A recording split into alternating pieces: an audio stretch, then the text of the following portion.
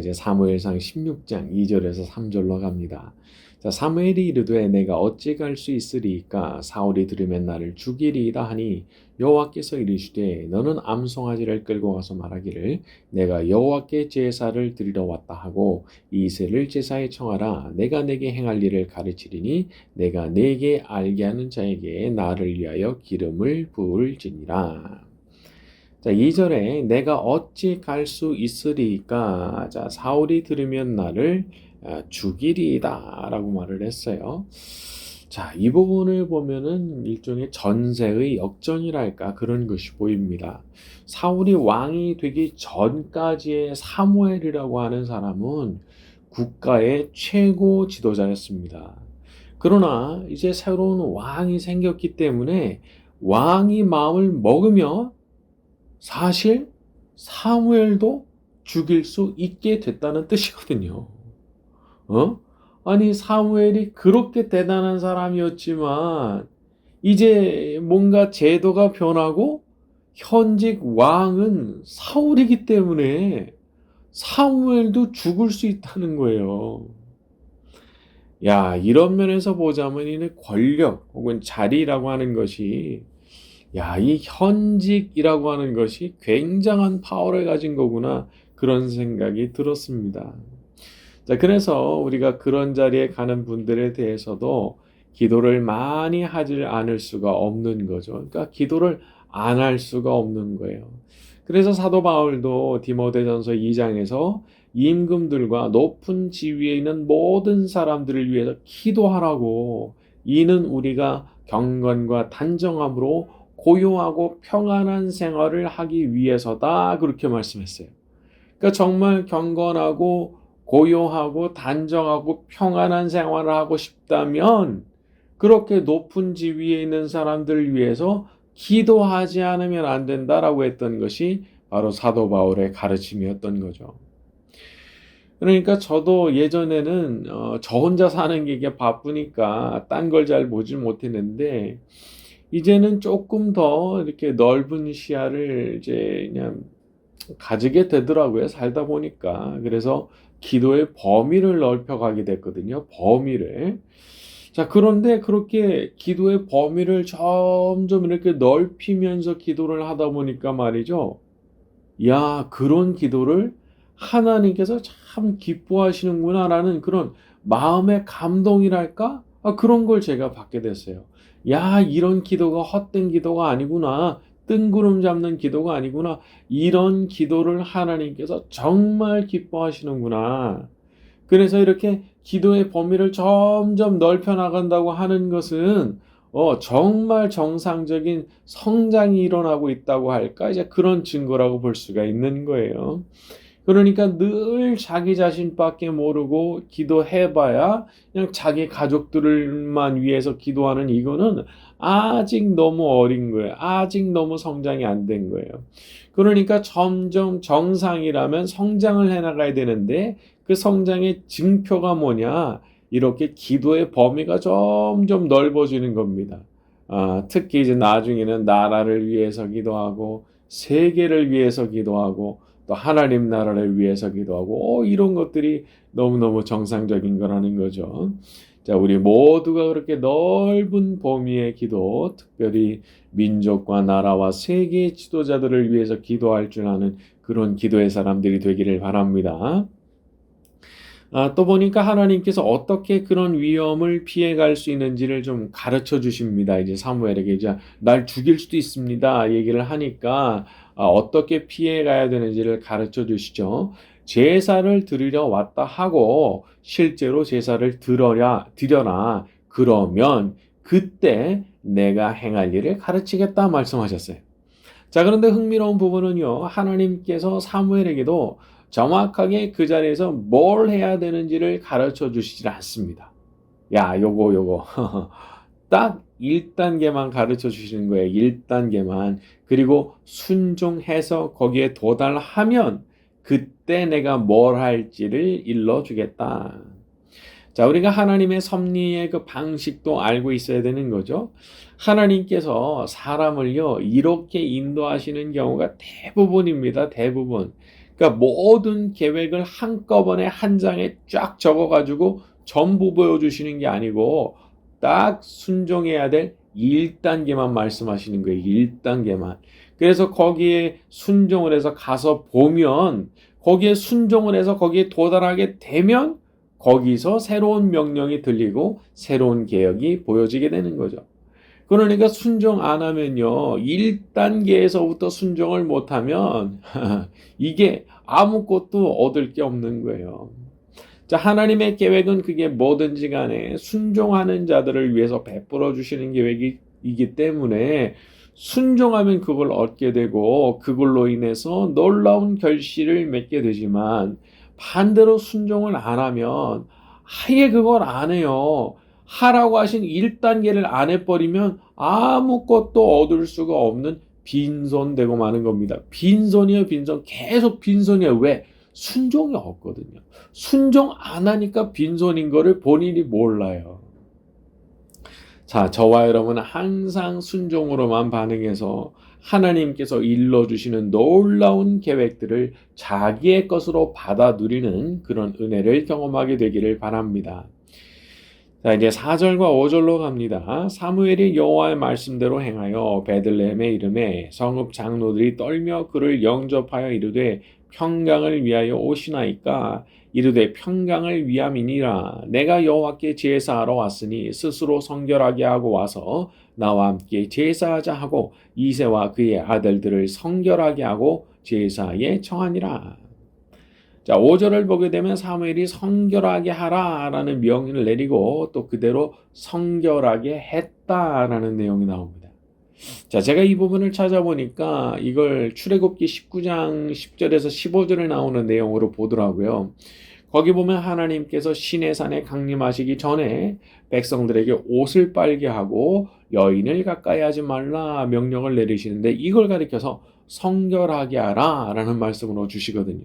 그래서 같은 형식으로 여기서도 같은 종류의 성결 예식을 요구했을 것이다. 그렇게 볼 수 있을 것 같아요.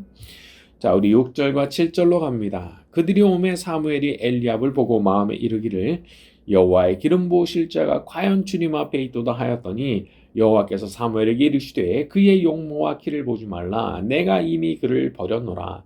내가 보는 것은 사람과 같지 아니하니 사람은 외모를 보거니와 나 여호와는 중심을 보느니라 하시더라. 제가 참 흥미롭게 본 부분은요. 사무엘 같이 이렇게 관록이 있는 선지자도 순간 자기가 딱 봤을 때 판단했던 거랑 하나님께서 다시 일러주시는 내용이 탈락하는 겁니다. 사무엘은 엘리압을 보자마자 아우 바로 이 사람이다 생각했는데 아니 하나님께서 말씀하시는데 아니라는 거예요. 전혀 아니라는 거예요. 여러분 우리가 조심해야 됩니다. 내가 무슨 보는 눈이 있다 생각한다든지 내가 어떤 일에 대해 식견이 있다 그런 식으로 자기 자신의 판단을 너무 과신하면요. 아주 크게 실수할 수 있는 거예요. 사무엘 같은 사람도 판단 미스를 하잖아요. 사무엘 같은 영적 거인도 판단 미스를 해요. 엘리압 보고 판단을 잘못했잖아요, 지금. 그러니까 내가 평소에 기도를 많이 하는 사람이다 라든지 아니면 그래서 이런 사안쯤은 얼마든지 내가 평소에 기도 많이 하는 사람이기 때문에 그냥 판단할 수 있다 생각하면 거기서 실수 크게 할 수 있는 겁니다. 물론 너무 사소한 일들에 대해서조차도 그렇게 자기가 판단하고 행하는 게 하나도 없으면 그것도 문제가 되죠. 왜냐하면 우리를 로봇으로 만드신 게 아니니까 우리한테 자율적으로 판단할 수 있는 자유가 있어요, 분명. 자, 그러나 어떤 중대한 일에 대해서는 그런 식의 생각보다는 훨씬 더 겸손한 자세로 저는 잘 모르겠으니까 제게 좀 가르쳐 주십시오 하는 아주 겸손한 태도를 보이는 것이 훨씬 바람직하죠. 안전하게 가야 되는 거예요. 안전하게. 하나님은 언제나 한결같은 모습을 보이시는데 겸손하며 칼길을 일러달라고 그렇게 간절히 엎드리면 그 사람한테 답을 보여주시고요. 그 사람한테 길을 일러주시는 거예요. 그 사람한테 그렇게 고개 숙이고 겸손하게 가르쳐 달라고 하는 그 사람을 인도하신다니까요.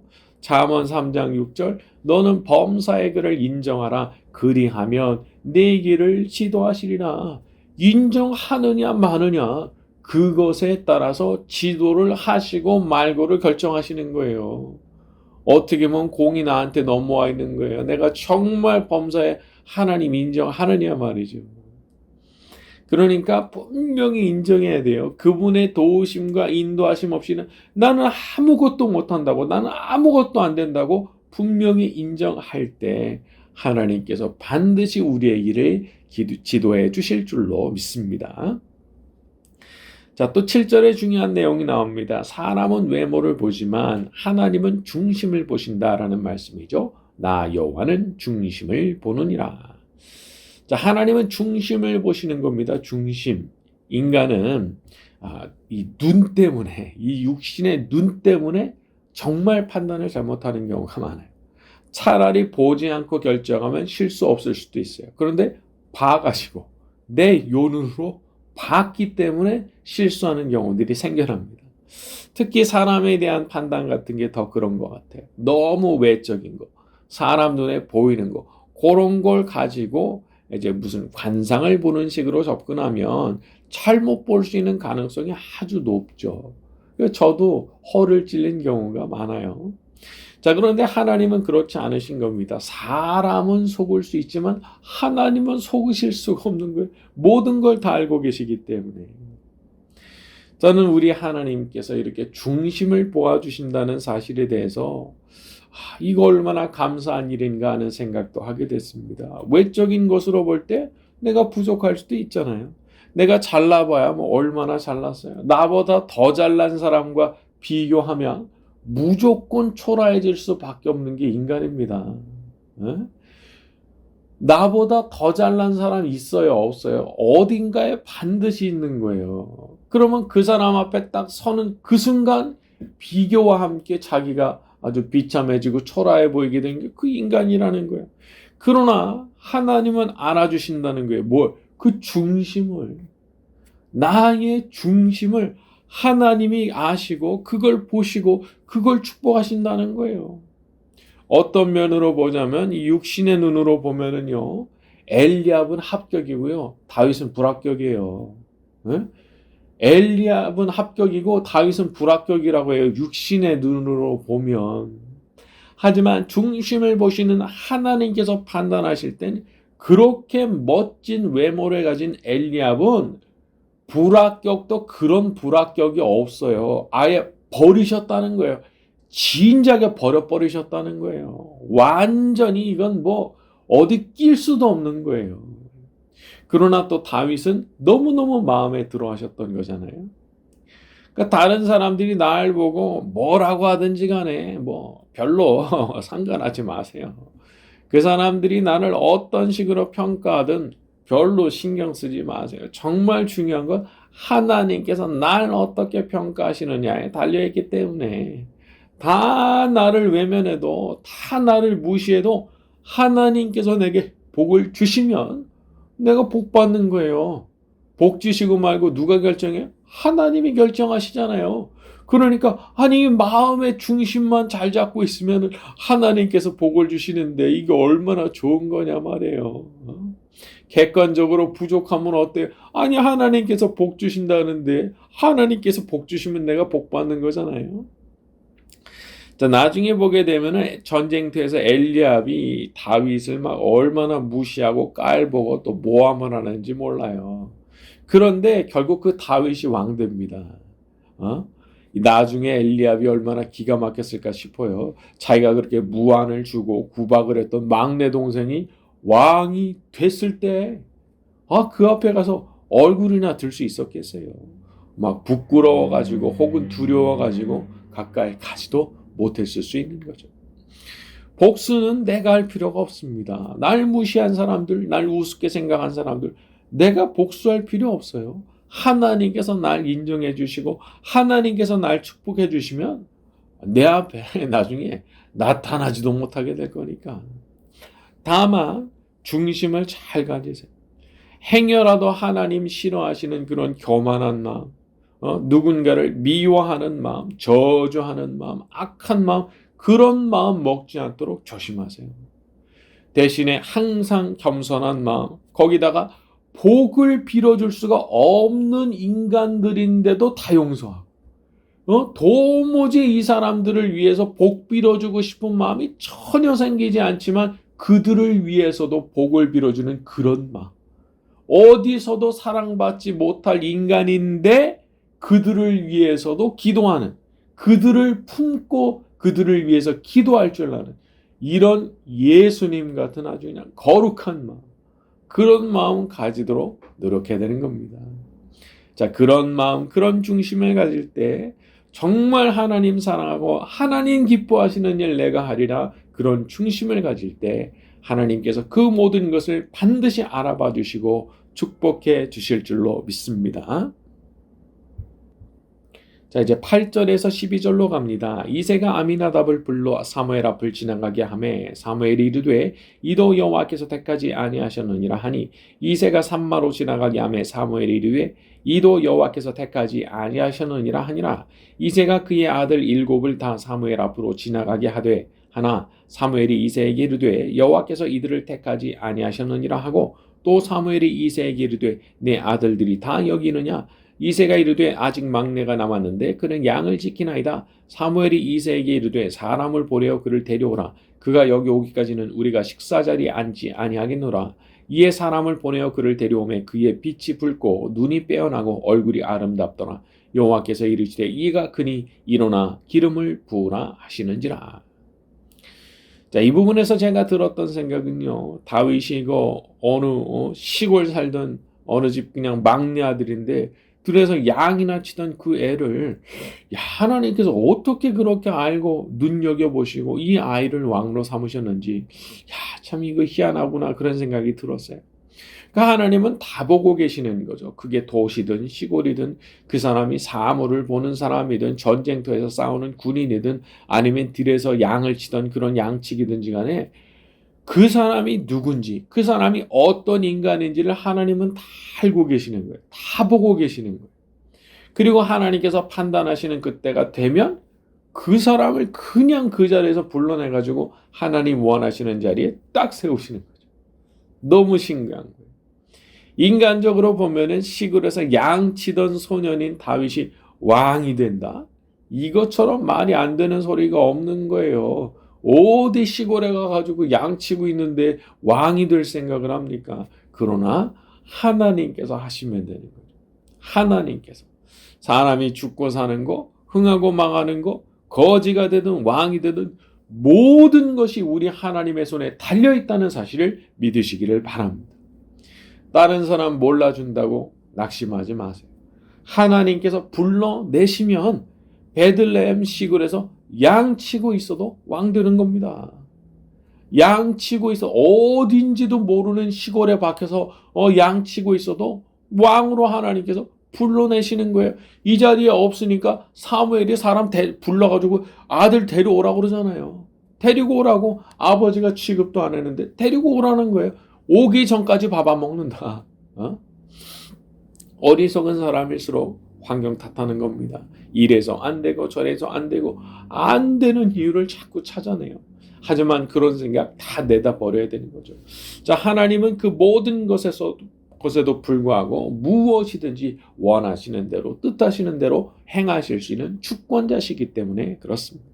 그 어디에 있든 어느 시골에 있든 어느 직업을 가지고 있든 하나님께서 축복하시면 반드시 복을 받고 자기 자신이 미처 생각하지 못했던 축복의 자리에 이르게 될 줄로 믿습니다. 같이 한번 기도하겠습니다. 하나님 아버지, 언제나 저희의 중심을 보시는 아버지이시기에 저희의 마음가짐을 돌아보기를 원합니다. 항상 진실하게 하시고 항상 겸손하게 하시고 항상 주의 뜻을 받들고자 하는 그 마음으로 살게 하여 주시옵소서. 어려운 상황과 형편 가운데 있다 할지라도 전능하신 하나님께서 도와주시고 축복해 주시면 반드시 살 길이 열리는 줄로 믿사오니 우리 모든 성도님들을 기억하여 주시옵시고 모든 분들이 엎드려 기도하고 간구할 때 아버지께서 응답하시는 것을 보게 하여 주시옵소서. 살 길이 열리기를 원합니다. 희망이 보이기를 원합니다. 주의 영광이 엎드려 기도하는 주의 백성들에게 나타나는 것을 보게 하여 주시옵소서. 각처에 흩어져 있는 우리 모든 성도님들을 기억하여 주시옵시고 날마다 성령으로 충만하게 만들어 주시며 에녹과 같이 날마다 하나님과 동행하는 하나님의 사람들 되게 하여 주시옵소서. 예수님의 이름으로 기도드렸습니다. 아멘.